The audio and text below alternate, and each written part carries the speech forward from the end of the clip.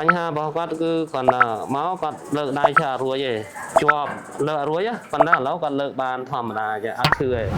ដល់ពេលដែលបងឈឺវារំខានអីខ្លះបងឈឺធ្វើយើងលើកដៃអត់រួចងាកខ្លួនអីទៅណាពិបាកងាកពិបាកអោនពិបាកអីហ្នឹងហ្មងយូរអត់បងអញ្ចឹងការហើយជាមួយអាទិត្យមុនណាចុះតាមមិនបានស្គាល់ physical នេះបងស្គាល់តាមដោយសារប៉ាម៉ាក់ខ្ញុំគាត់មកព្យាបាលដែរតែអញ្ចឹងបាទ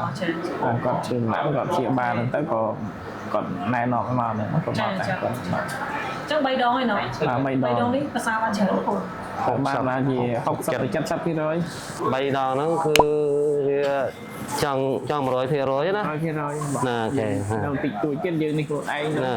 ធ្វើលំហាត់ប្រាណនៅផ្ទះខ្លួនឯងណាអូខេបានវារយៈពេលខ្លីមិនបានឆាប់ជាមិនហេតុអីទី1ដោយសារគាត់ឈឺភ្លាមគាត់មកភ្លាមការព្យាបាលរបស់យើងលឿនតាមហ្នឹងបើមិនគាត់ឆាប់មកអញ្ចឹងណានឹងរឿងទី1រឿងទី2ការប៉ះពាល់របស់គាត់ហ្នឹងវាអត់ដល់កម្រិតធ្ងន់ធ្ងរទេអញ្ចឹងណាបើកម្រិតធ្ងន់វាចូលមួយខែបានដោះស្រាយបានអញ្ចឹង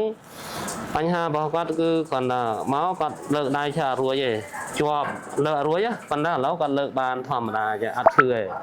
តែការមកដំបូងគឺលើកមកអត់រួយបាទប៉ុណ្ណឹងហើយឈឺអញ្ចឹងណាតែឥឡូវបន្ទាប់ដល់3ដងមកគឺលើកបានធម្មតាលែងឈឺអញ្ចឹងណាមិនថាបញ្ហាឈឺស្មាឈឺជង្គង់ឈឺកទេអញ្ចឹងបើសិនជាមានការឈឺចាប់កុំទុកយូរកាលណាទុកយូរធ្វើឲ្យការព្យាបាលរបស់យើងហ្នឹងគឺចំណាយពេលកាន់តែច្រើនអញ្ចឹងណាចំណាយពេលវែងដល់ពេលចំណាយពេលវែងហើយលុយក៏ថវិកាក៏វាអស់ច្រើនតាមនឹងដែរអញ្ចឹងណា